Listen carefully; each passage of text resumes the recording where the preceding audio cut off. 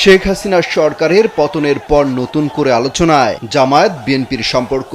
দীর্ঘদিন একজোট হয়ে সরকার বিরোধী আন্দোলনে ঝাঁপিয়ে পড়া দল দুটি নিয়ে এখন চরম বিভক্তির গুঞ্জন ছড়িয়েছে। জামায়াত তো প্রকাশ্যেই বলছে তাদের সাথে বিএনপির কোনো সম্পর্ক নেই। এবার আচ্ছা ঠিক আছে।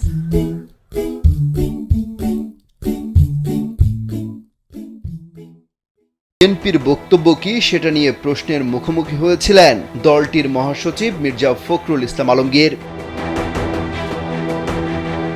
তিনি বলেন, বাংলাদেশ জামায়াতে ইসলামের সঙ্গে বিএনপির জোট অনেক আগেই অকার্যকর হয়ে গেছে, এটা এখন কোনো কাজ করে না।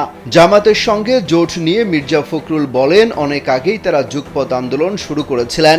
Redmi 13 স্টাইল বানাই দুনিয়া কাঁপায়।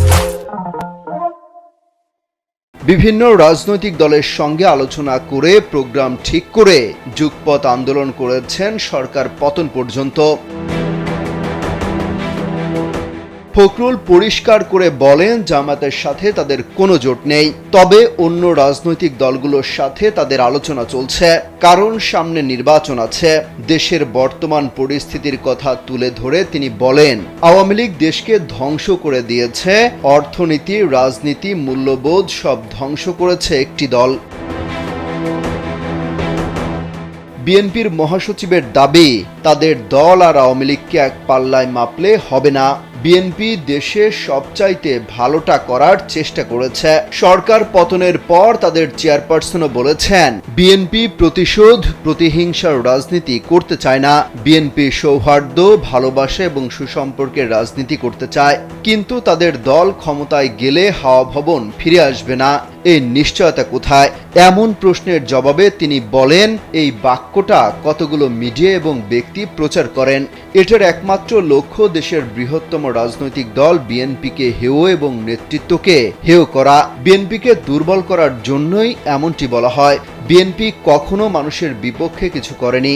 দেশ চালাতে গেলে কিছু ভুল হয়, কিন্তু সেই ভুল দেশ ও মানুষকে ক্ষতি করেনি।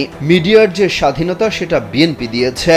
এখন নির্বাচনের মাধ্যমে দলের জনপ্রিয়তা যাচাইয়ের প্রমাণ দিতে চান তিনি।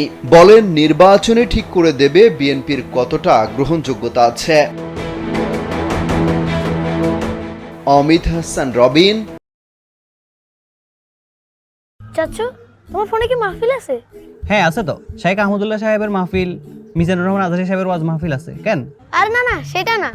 মাহফিল একটি অ্যাপ যেখানে সকল প্রকার ইসলামিক বিনোদন পাওয়া যায়। যেমন নাশিদ, বয়ান, তিলাওয়াত, ইসলামিক শর্ট ফিল্ম।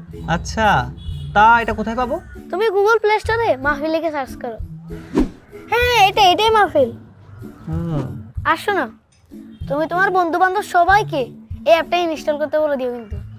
আচ্ছা ঠিক আছে।